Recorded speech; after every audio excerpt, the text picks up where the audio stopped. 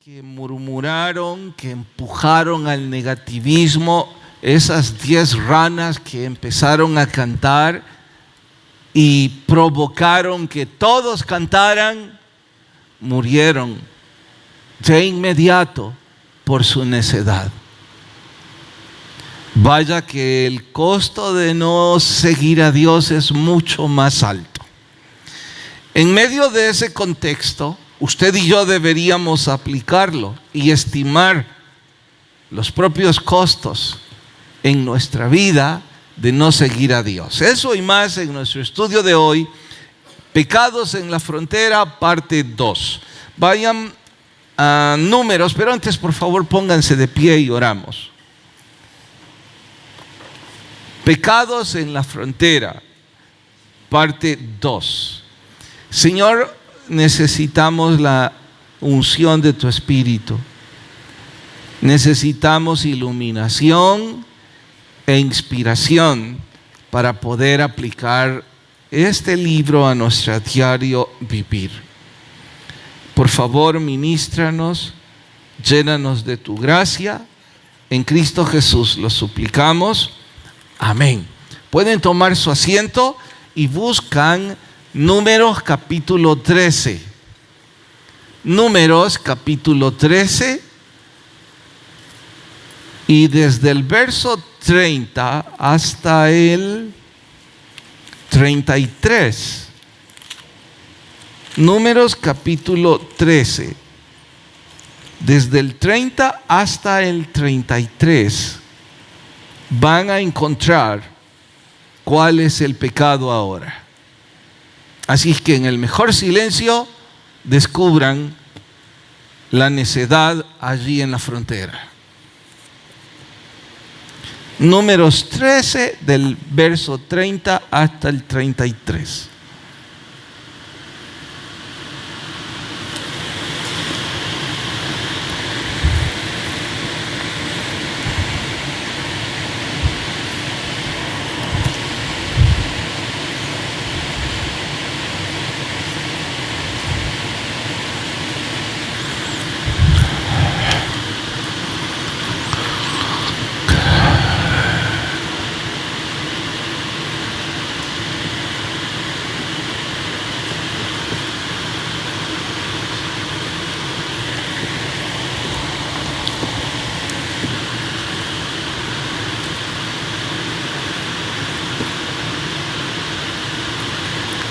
Los que van descubriendo el pecado, por favor vayan con su mano en alto y así sabré. Rápido todos. Bueno, déjenlo hasta ahí. De todos modos, los que no logran leer el texto que yo sugiero, en casa recuerden que vuestra responsabilidad es leer el capítulo completo. Mi interés de no leer a la par de ustedes es animarlos a leer la Biblia por sí solos, lo cual no sé cómo no se me ocurrió antes, porque creo que es enriquecedor ese contacto con la palabra de Dios de parte vuestra. En fin, colaboren conmigo y sugieran cuál es aquí el pecado. ¿Quién habló, hermano? Rebeldía. ¿Pero en qué sentido? Se rebelan ante Moisés. Lo que está diciendo es cierto, pero el pecado no es ese. Hermano, inseguridad, incredulidad, es parte de, pero se distancian un poco. Hermana, gríteme. La mentira, ¿de qué está hablando?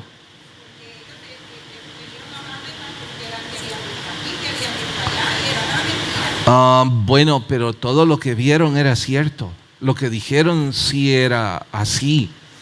Es decir, el fruto era enorme y sí habían gigantes en esa tierra. No mintieron al respecto. Hermano, el Señor dijo que entregaría esa tierra, entonces no confiaron en lo que Dios dijo, sino que hablaron mal. La negatividad fue esparcida en el pueblo. el negativismo sin duda, es el pecado, pero hay algo peor que ese negativismo. Les pregunto, ¿qué es peor que el negativismo? Hermana, murmurar. ¿Hay algo peor que el negativismo? ¿Sí? Incredulidad, no. Carlos, no tener fe. Escuchen el ejemplo como pista. Sé que la mayor parte de ustedes, o muchos de ustedes, aman el deporte y alguna vez compitieron. Al momento de ir a un partido en un deporte colectivo, nuestro equipo está cambiándose a punto de calentar. El equipo contrario ya está en la cancha. Están haciendo rutina de calentamiento y uno del equipo nuestro dijo: ¡Wow! ¿Ya vieron el tamaño de esos? ¡Ey! Miren la técnica. Le pegan tan duro a la pelota y parece que son el doble de nuestro cuerpo. No, aún el uniforme es mejor que el nuestro. Ya está, ya perdimos. ¿Alguna vez tuvieron algún compañero de equipo así? Bueno, les di una pista para preguntarles: ¿habrá algo peor que el negativismo? Arrastrar a otros al negativismo, eso es peor. Hermano Mario.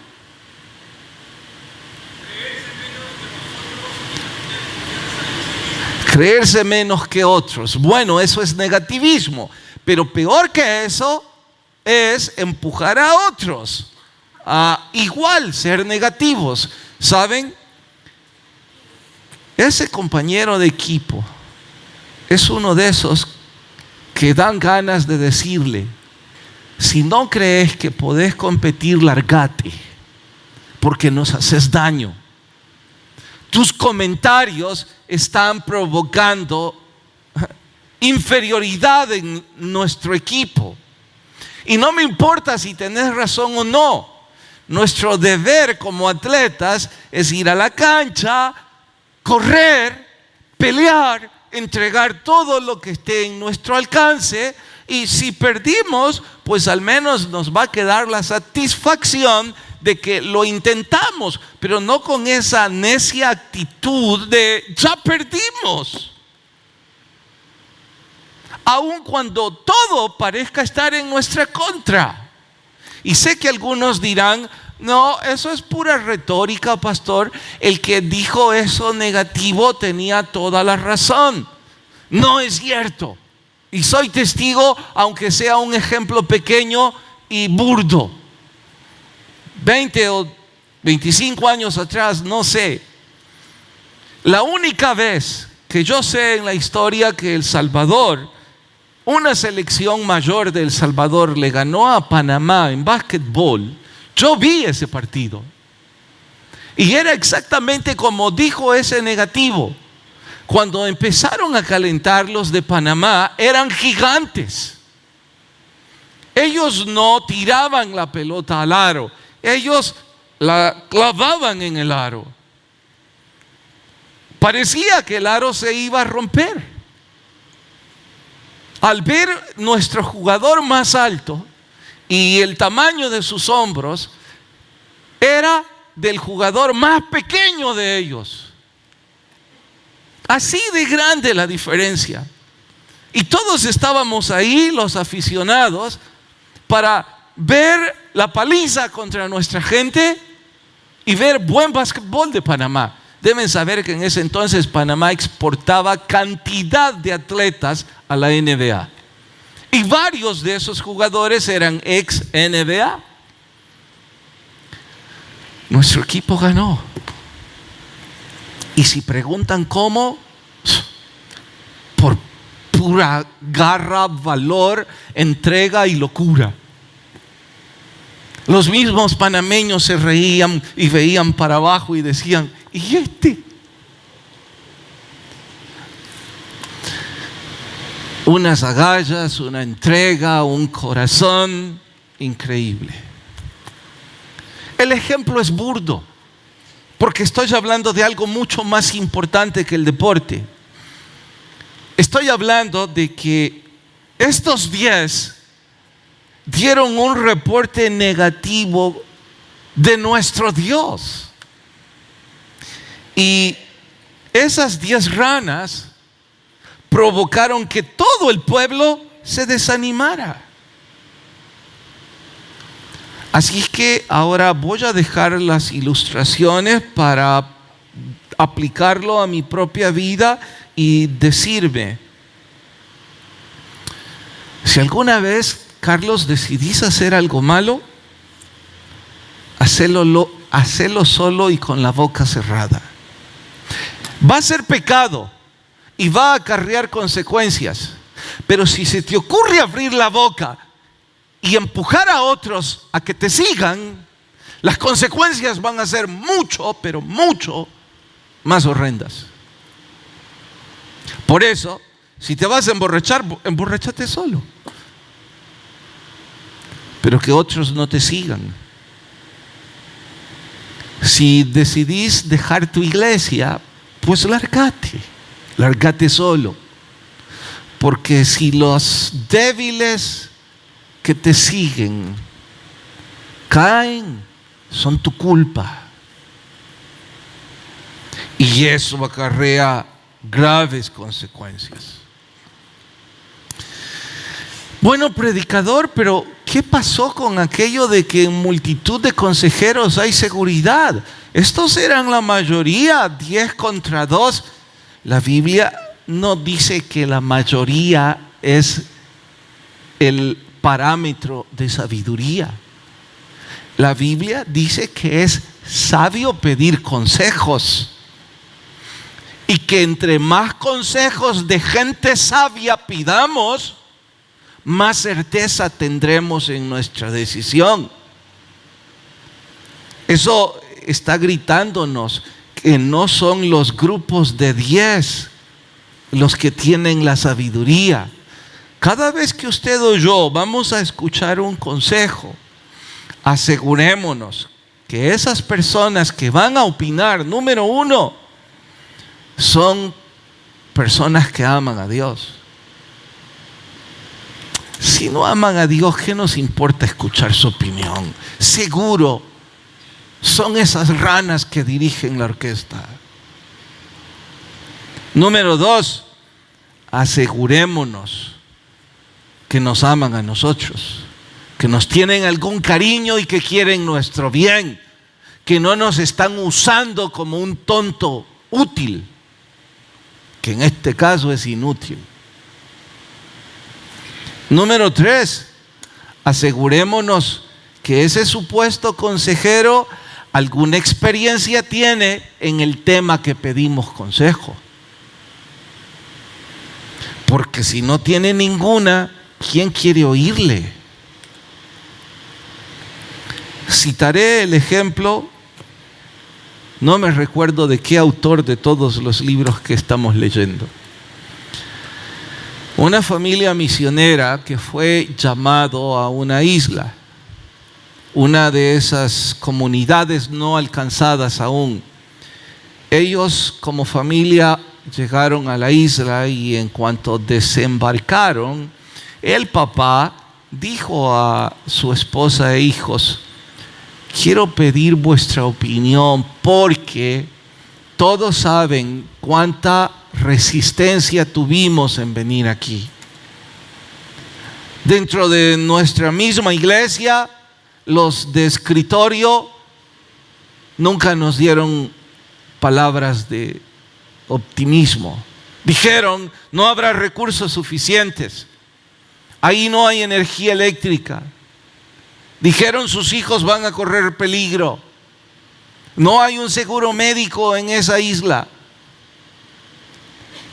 Ustedes saben que batallamos contra todas esas opiniones, pero al final todos sentimos que esto era del Señor. Ahora estamos emocionados porque estamos al fin en la isla.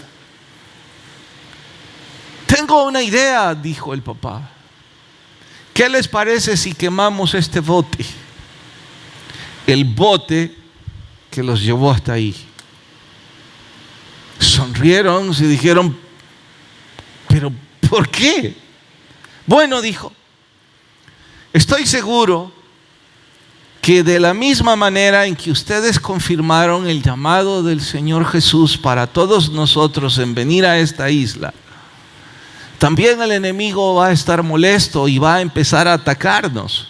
Y cada vez que empiecen a cumplirse algunas cosas que esos dijeron, nosotros vamos a sentir la tentación, y yo especialmente como papá, de tomar el bote y regresar por donde vinimos. Pero si no hay ningún bote que tomar, la única forma en cómo podemos regresar es con la voluntad de Dios. ¿Qué dicen si damos el paso de fe? Antes de que usted opine diciendo, fue una tontería, fue un acto de fe, es aquí precisamente en donde usted debe poner como ejemplo: ¿mi consejero sabe algo sobre la vida misionera como para abrir su boca? ¿Alguna vez ha tenido pasos de fe? Y no estoy diciendo que yo conozca sobre eso, Solo estoy diciendo que si escuchamos un montón de ranas cantando, esto recordará que los grupos son personas que individualmente no son capaces de hacer nada. Por eso se unen para hacer ruido. Pero no significa que ese ruido sea sabiduría. Sabiduría viene de hombres y mujeres, después de haber escuchado la Biblia, que aman a Dios, que nos tienen cariño y que tienen experiencia alguna en el tema que nosotros necesitamos consejo. Eso que hoy por hoy usted ve como un gran problema puede ser una brillante oportunidad disfrazada de problema. Las grandes oportunidades han sido siempre grandes dificultades, hasta que el velo desaparece y son superadas. Lejos de yo quitar esta mañana un paso de fe en su corazón, estoy animándole, porque debemos recordar, una fe que no es puesta a prueba no es confiable. La fe que no se puede probar no sirve para nada. Pero si nosotros podemos probar nuestra fe escuchando al Señor, no por vista, sino por lo que su palabra nos enseña, bueno, entonces la fe empezó a caminar. Este pueblo no tenía nada de eso. Ellos todo era puro negativismo y enredar a otros a seguir la misma necedad. Eso de hecho les llevaba a otro pecado más. Capítulo 14, verso 1. Lean del 1 al 4 y encuentren el segundo pecado de este estudio, porque en media semana vimos otro. Del 1 al 4, capítulo 14, el segundo pecado de hoy.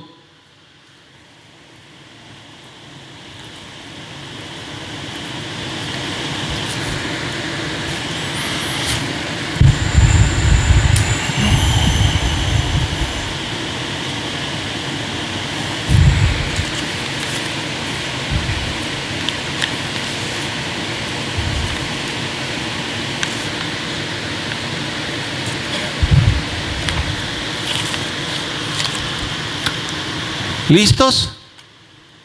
Pregunto, ¿cuál era el lamento favorito de esta gente? Hermano. Sí, pero ¿cuál era la queja favorita de ellos? ¿Perdón? Estábamos mejor en Egipto. Desde que salieron, vienen con el mismo canto. Estábamos mejor en Egipto. Allá comíamos bien, dormíamos en camas acolchonadas, teníamos almohadas muy reconfortantes, comíamos carne todas las semanas, nuestros empleadores nos trataban con mucho cariño, nuestros hijos crecían libremente y teníamos un futuro prometedor. Ese era su argumento. Y les pregunto, ¿esto era cierto? Era una tontería. Ningún esclavo puede vivir como ellos decían que vivían, pero igual lo que ellos más reclamaban era su vida en Egipto. Así que aquí podemos decir con libertad, ¿cuál es el pecado? Despreciar la vida que Dios nos ofrece por la vida en Egipto. Atentos, porque ahora pondré ejemplos de la vida diaria.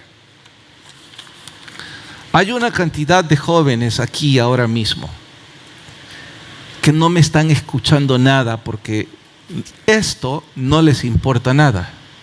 Sí, tienen su boca cerrada, con cierta displicencia, un poco de atención en lo que el predicador dice, un poco de atención, si es que trajeron Biblia, y un poco de atención en el celular.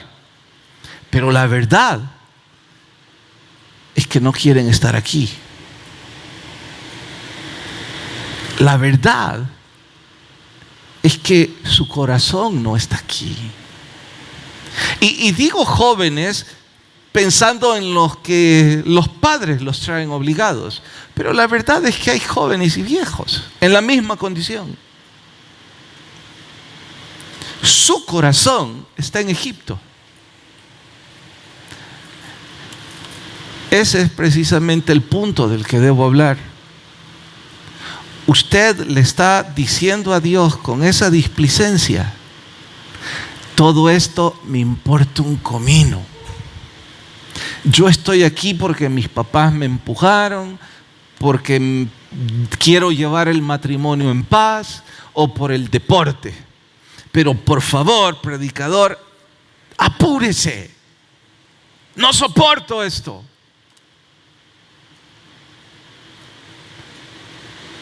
Ese era el lamento favorito de ellos, hasta que Dios dice: ya me hartaron. Lárguense. Vivan en Egipto. Vivan como quieran. Canten con todas las ranas. Hagan una orquesta. Sumado a eso, se quejaron diciendo: pero es que el culpable es Dios, porque Él nos trajo aquí. Y no solo se culparon de Dios, también se culparon de Moisés. Y ¿saben lo más patético? Hoy hasta incluyeron al pobre Aarón. Yo creo que Aarón en ese punto debe decir: a mí no me metan en este rollo, y si yo estoy igual que ustedes.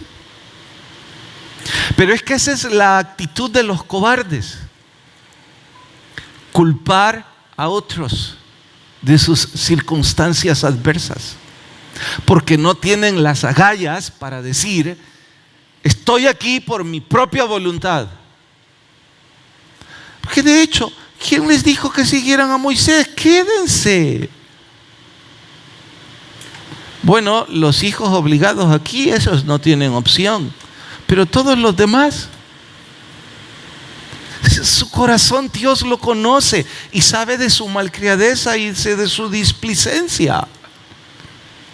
¿Qué bien le puede hacer esto? Al contrario, le puede hacer mal. Ya ve, pastor, por eso mejor no vengo. Yo me pregunto, quizá bien le haría. Porque si su única razón es deporte, llevar la fiesta en paz, ¿no cree que también puede suceder como esto? En donde Dios dijo, ya basta.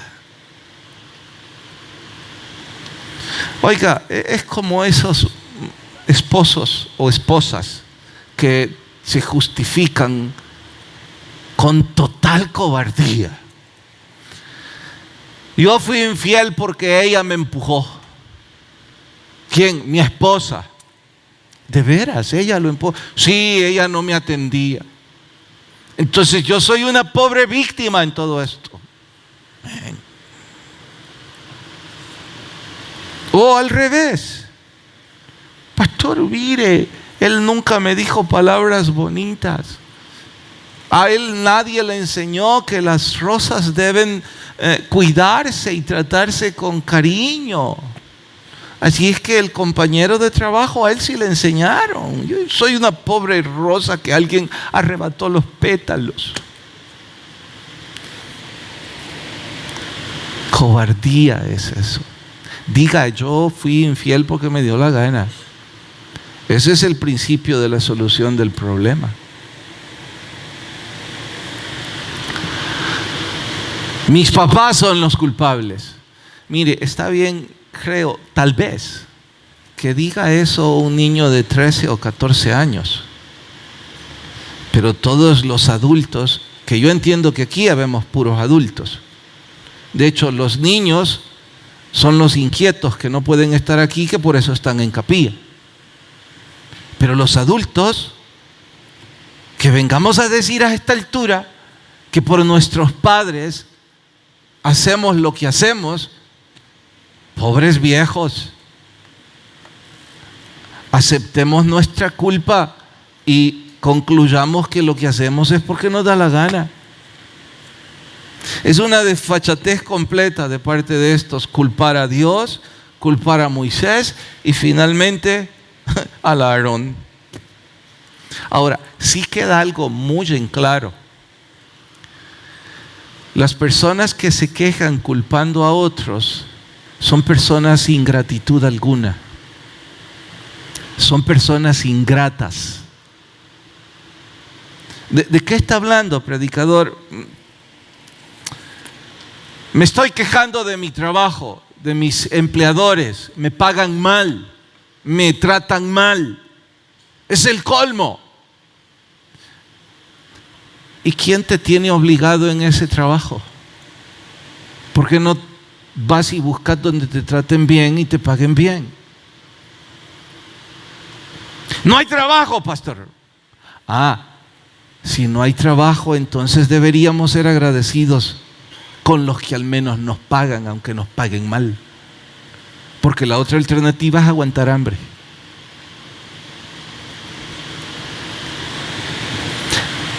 Así es la gente sin corazón, sin gratitud, siempre quejándose de todo.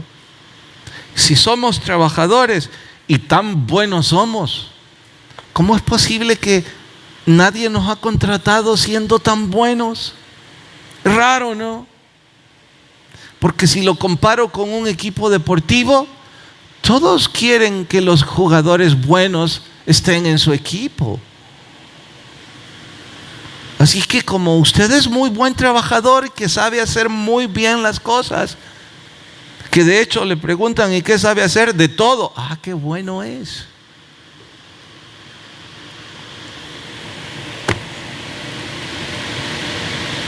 Quejarnos de nuestros padres siendo adultos es una ingratitud mayúscula.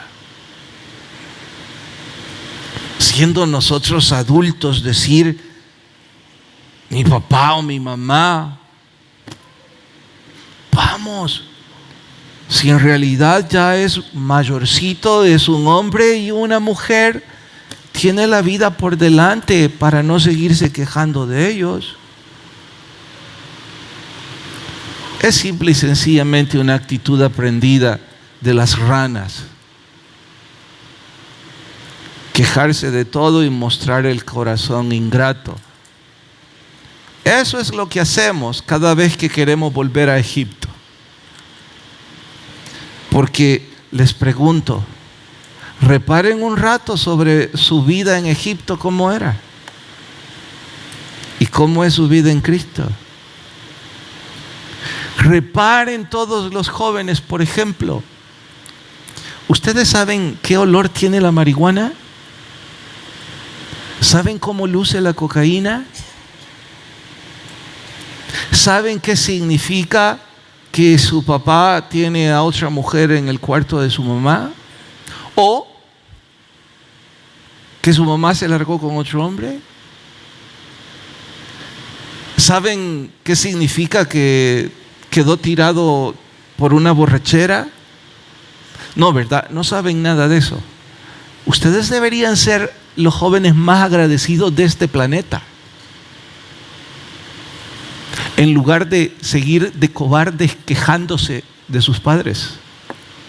Porque les puedo asegurar que aquí hay un montón de adultos que saben de sobra lo que acabo de contar. Usted no sabe nada de eso. Lo único que usted sabe es de abrir la boca para quejarse y comer. Increíble. En lugar de tener un corazón lleno de gratitud. ¡Quiero más! Bien. Evidencias de un corazón ingrato. Cada vez que nos portamos así, ¿saben uno de los síntomas más comunes? Alejamos de nuestras vidas a aquellos que pueden darnos un consejo. Y los alejamos porque no queremos oír, porque queremos hacer lo que nos da la gana. Entonces es mejor apagar el radio, es mejor no venir a la iglesia. Sí queremos oír a los que aplauden nuestro capricho. Ellos son nuestros amigos en ese momento. Los que aplauden nuestra necedad y nuestro error. Dice Wiersbe en este apartado que si el hombre no está dispuesto a escuchar a Dios, Dios no va a estar dispuesto a hablarle al hombre. Y yo estoy en total y absoluto acuerdo con Wiersbe. Les voy a explicar la razón con otro burdo ejemplo. Si no fueran varios cientos aquí, sino que solo fueran 20 personas, y yo fuera un instructor de cualquier clase, y tengo a 20 personas a las cuales puedo ver a los ojos, si en medio de esos 20 hay uno que no me está prestando atención, si en medio de esos 20 hay uno que está platicando como un niño malcriado con el que tiene a la par, si uno de esos 20 está de brazos cruzados, viendo el reloj, viendo a todos lados el celular, ¿a qué horas acaba este hombre? Si yo tengo uno de esos 20, le puedo asegurar que yo paro mi clase, llamo a ese muchacho o a ese hombre o a esa señora y le digo, afuera, venga conmigo un minuto, discúlpeme, fíjese que me siento incómodo, porque con su actitud a gritos me está diciendo que usted no quiere estar aquí. No le culpo. A lo mejor soy muy aburrido, a lo mejor estoy diciendo cosas necias, quizás usted tiene alguna urgencia. ¿Por qué no somos amables el uno con el otro? Y usted se retira, sin que yo me incomode ni usted tampoco. Yo creo que esa señora me va a decir, ay, gracias de la que me ha salvado. Y gracias por no habérmelo dicho en frente de los otros 20. No, señora, no se preocupe. A Dios me ha hecho también a mí un gran favor. Asunto resuelto. Les pregunto, ¿se sentirían incómodos ustedes de eso? ¿Verdad que sería lo mejor que podemos hacer? Bueno, eso es exactamente lo que Wiersbe dice con aquellos de ustedes que les importa un comino el estudio esta mañana. No, Dios no vendrá y nos dirá allá afuera, ¿para qué estás aquí? Dios ocupa predicadores como Worsby y ahora a mí para decirles: si usted no está dispuesto a escuchar a Dios, Dios no está dispuesto a hablar con usted. Vea el caso opuesto, otra burda ilustración. ¿Cómo voy a olvidar Mecánica de los Sólidos 2? Si sabía que no la iba a pasar. Así es que, como era tan difícil para mí, me sentaba en el primer pupitre y estaba siempre y tomando notas. Y él decía: traigan tal guía, compren tal. Yo compraba todo. Y recuerdo ese catedrático que yo dándole vuelta y haciendo de todo, y me decía: Bautista, en ese entonces por apellido nos hablaban: Bautista, ¿entendiste? No. Él se sonreía igual que ustedes y yo seguía. Primer parcial: Bautista, yo no te entiendo, me dijo. ¿Por qué? Estás aquí siempre y sacaste un hermoso 4. Y yo le dije: yo tampoco lo entiendo a usted. Me estoy esforzando, pero no entiendo. Él sonrió y dijo: bueno, seguí luchando. Finalmente la pasé 6.0.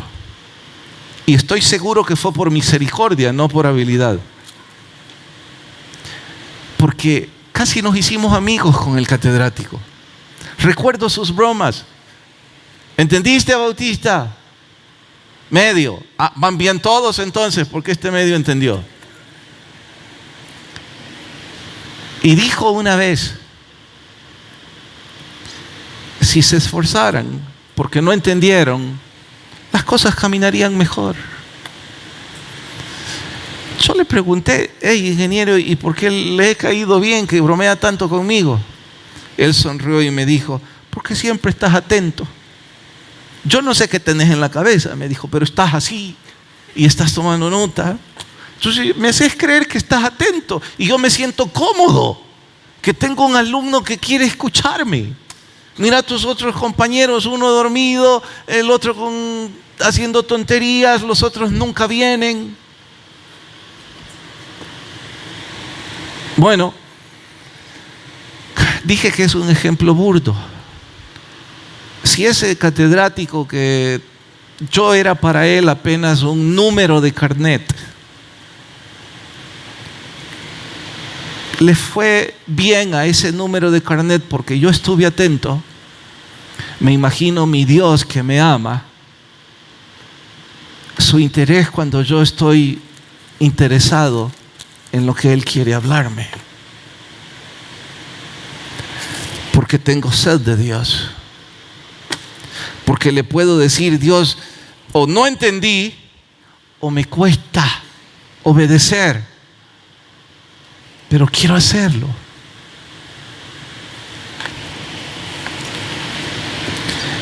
El alumno desinteresado rechaza a Dios.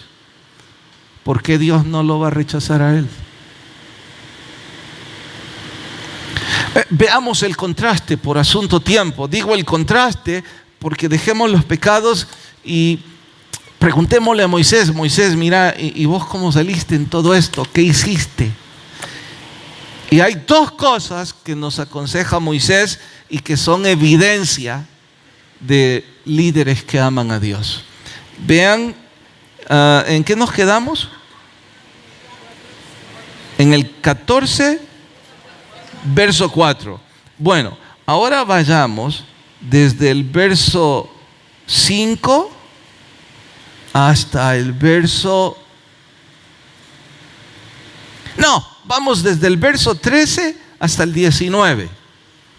Del 13 al 19. Es mucho ir desde el 5. 13 al 19.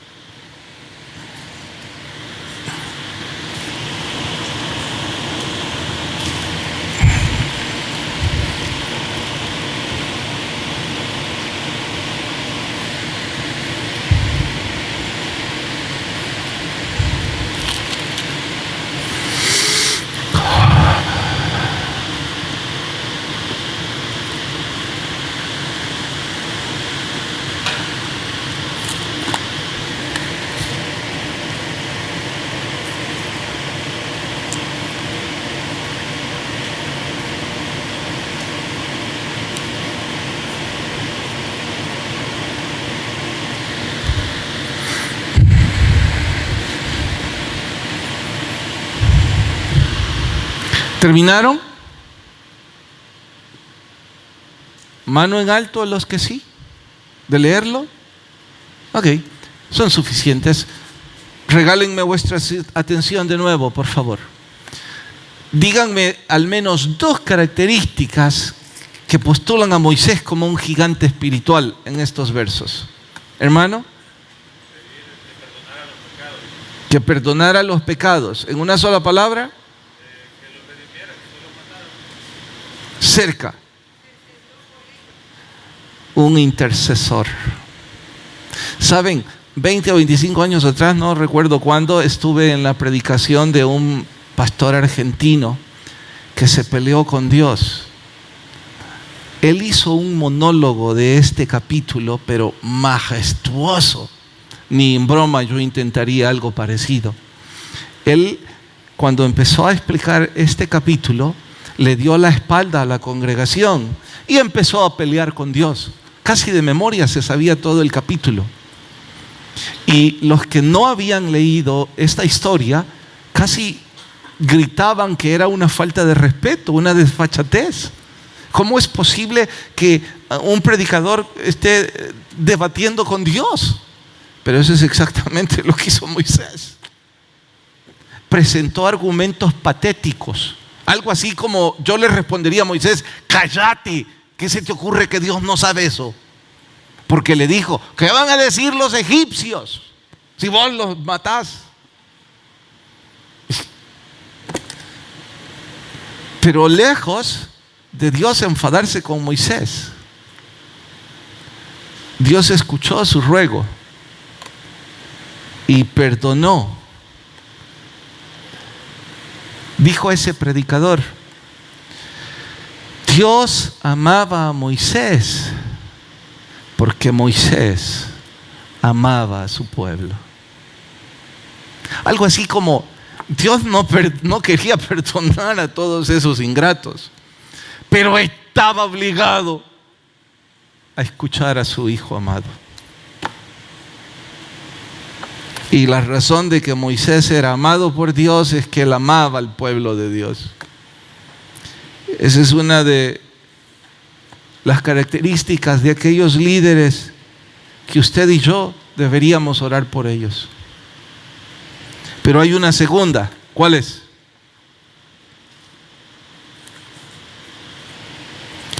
Una pista. ¿Qué era lo que quería Moisés conseguir? Además de que Dios no los destruyera. Porque yo me pongo a pensar, imaginen ustedes, si ustedes fueran predicadores, que Dios envía a un ángel y le dice: mira, te ofrezco un auditorium de gente que quiera escuchar de Dios y que va a estar atento, que va a ser sumiso a la palabra, que no te va a armar murmuraciones, quejas, y que va a ser un pueblo que sigue a Dios. Usted es el predicador. ¿Qué haría? ¿Estaría feliz o no? ¿De verdad, Señor? Sí, y además de eso voy a destruir a todos los que te hacen todo tipo de pataletas. Algunos están sonriendo como dice: ¿sería posible? Bueno, eso es lo que Dios le dijo a Moisés, y Moisés le dijo: no, yo no quiero eso. Después de interceder por ese pueblo, Moisés hacía una segunda cosa, o parte de. ¿Cuál era su propósito? Eso ya lo dije, de que perdonara a su pueblo. No era llegar a la tierra. ¿Sí?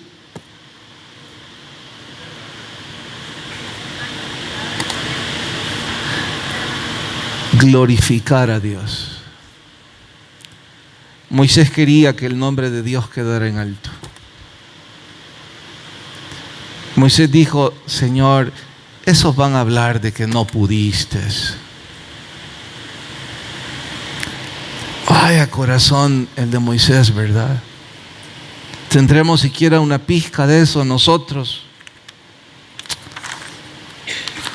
Van a encontrar al final del capítulo 14, que no les pido que lo lean porque ya no hay tiempo, pero van a encontrar que a pesar de todo lo que ya oyeron, siguen de obstinados. Y Moisés les advierte y les dice: no vayan ahí porque Dios se ha apartado de nosotros. Dejen un tiempo hasta que Dios nos hable. Ellos dijeron, no, ya nos conciliamos. Cada vez que usted y yo intentamos hacer las cosas por nuestra propia cuenta, es pura altanería. Admitir el pecado no es lo mismo que confesarlo y apartarse. Ellos admitieron el pecado, pero no porque les doliera haber ofendido a Dios. Admitieron el pecado por la dura consecuencia, no porque estuvieran avergonzados. De hecho, lo hubieran repetido. Y aquí vale preguntarnos, ¿estamos avergonzados de nuestro pecado o de la consecuencia? Si amáramos a Dios, nos doliera ofenderlo. Les dije al principio, 3 veces le preguntó el Señor a Pedro, ¿me amas? Por eso, a propósito del versículo de memoria hasta este momento, Proverbios 28. Vayan por favor hasta ahí. Proverbios 28.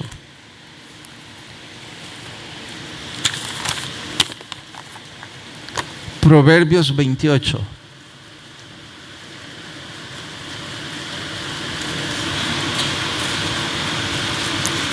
¿Listos? Ya han cumplido 21 días. Según los estudiosos, ya tienen el hábito de la buena lectura y de memorizar versos. Eso significa que de aquí en adelante no debería ser cuesta arriba. Debería ser no cuesta abajo, sino que constante. Siempre y cuando sea repetitivo. No baje la guardia. Todos los días leyendo la Biblia y todos los días recordando el verso de memoria. Dice capítulo 28, vayan hasta el versículo 13. El que encubre sus pecados, ¿qué pasa? No va a prosperar. Mas el que hace 2 cosas, ¿cuáles? Confesarlos y apartarse. Eso va a alcanzar misericordia. Este pueblo no alcanzó misericordia, solo alcanzó perdón.